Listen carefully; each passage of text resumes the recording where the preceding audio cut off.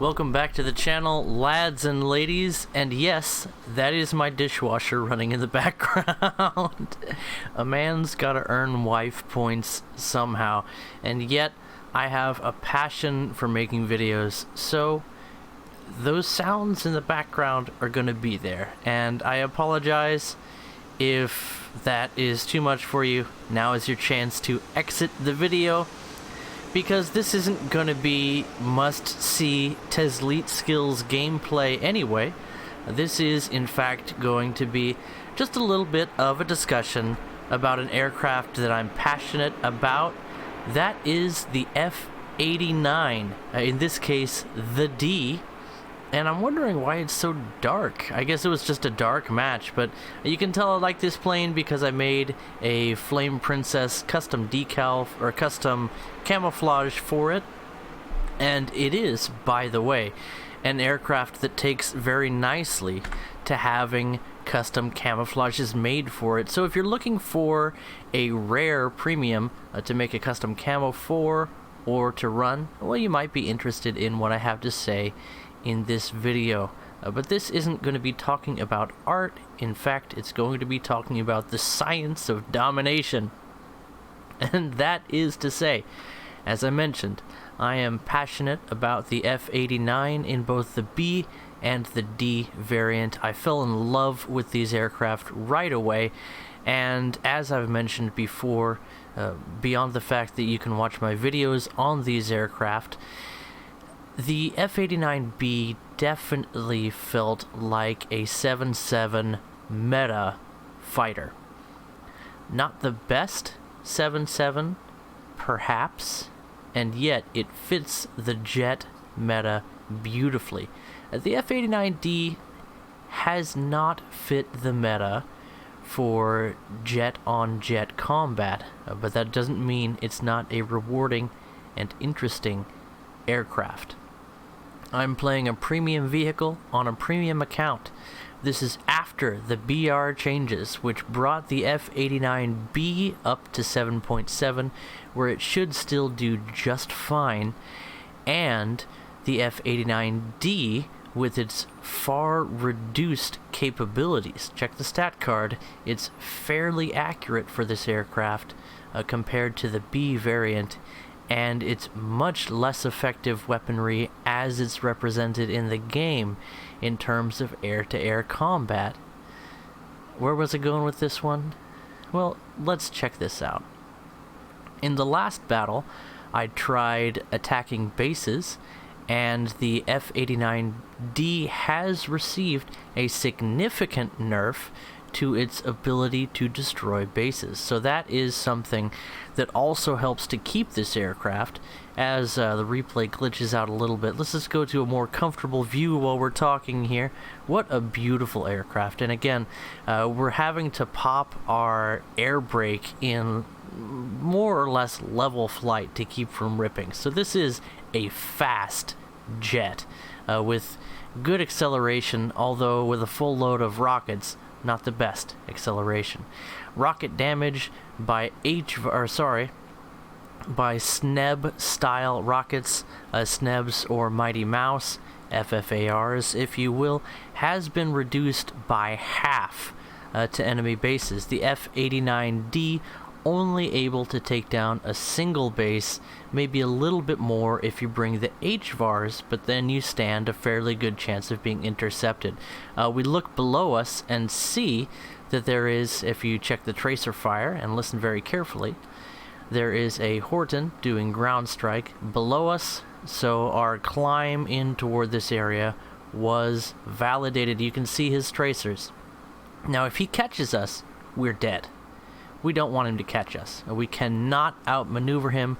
We cannot shoot him down with our rockets reliably, and that's why today, in this battle, instead of attacking bases, I decided to play a little bit of ground strike just to get a feel for how this aircraft plays in Air RB, not because I want to play the meta, but because I'm very passionate about ground strike, and sometimes making ground strike work for you is even more rewarding than doing the things that it takes to shoot down the enemy planes.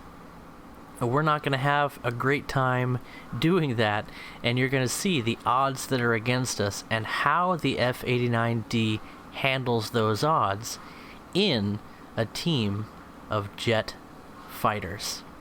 And as I mentioned, we're not going to do really well here. This is just starting to get a feel for an aircraft that takes a huge amount of skill to fly successfully at this point in the game. We get our first kill, go for a second on a ground target, and fail to get a second tank kill.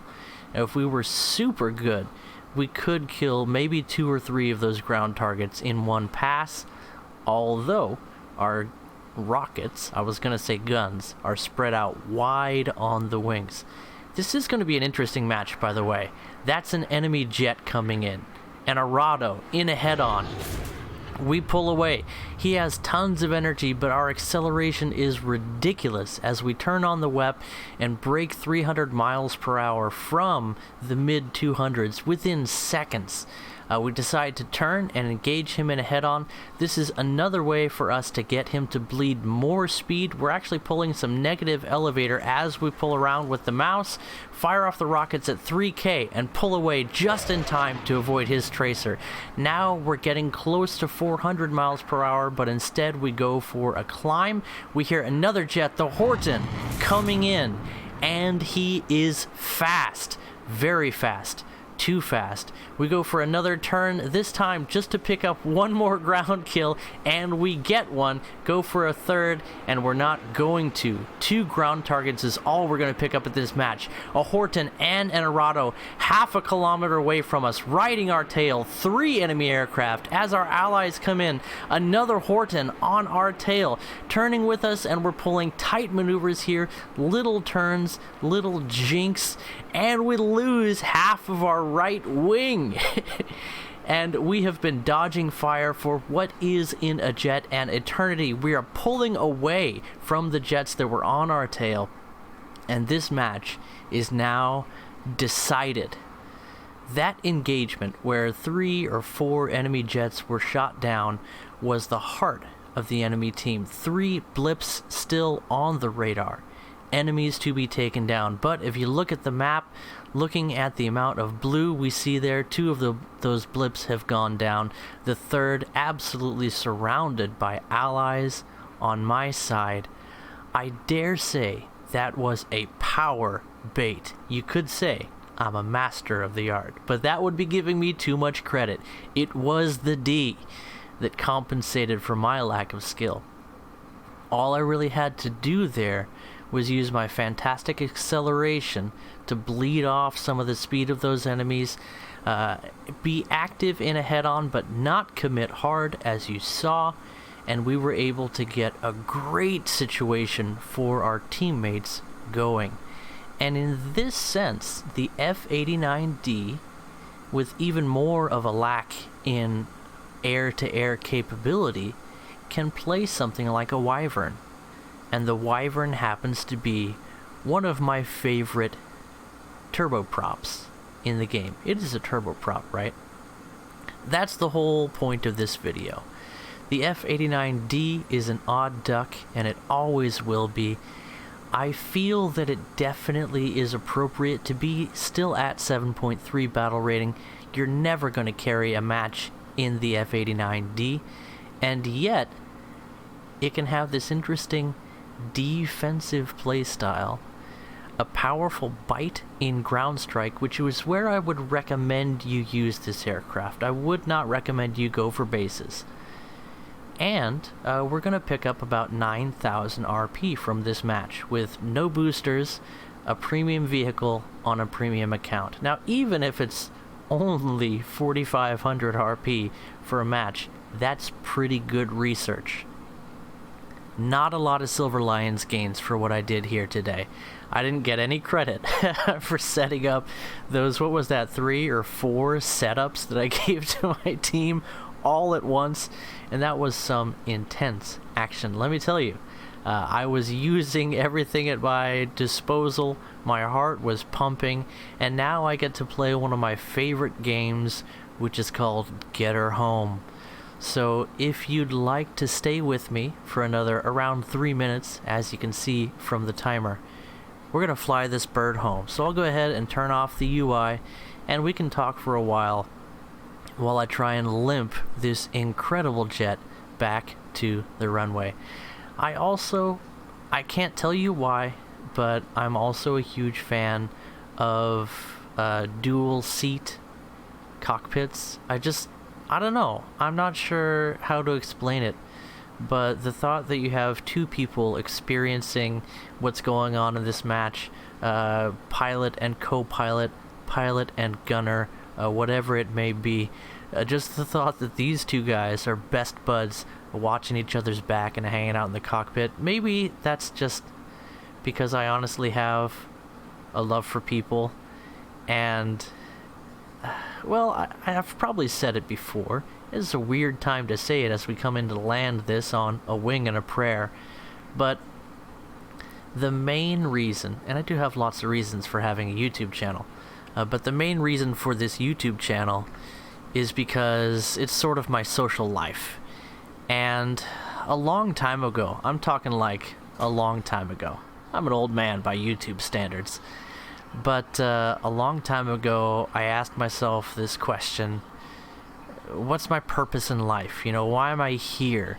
If there's one thing that I can do, then what should I do? And a lot of people, honestly, they look to their work or their job or their calling or their profession or whatever, and all those things are good and noble and necessary, but I decided that all I need to do is be a friend. And look at these two friends, just hanging out, enjoying life, enjoying the fact that they're alive together, repairing their aircraft in around 10 seconds, and I like to think that that's you and me, bud, whoever's listening. But that BS aside, it's been good having you here. And, of course, I'm going to invite you to connect on the Discord. That is the best place to get in touch with me. I'll put a link in the description of this video for you. And I promise that I'll have more kills in my next video. But if you thought this was interesting, well then welcome to the channel. There's a whole lot more where that came from. Catch you guys in the next video. Bye-bye. Oh, and go enjoy the F89. The water's fine.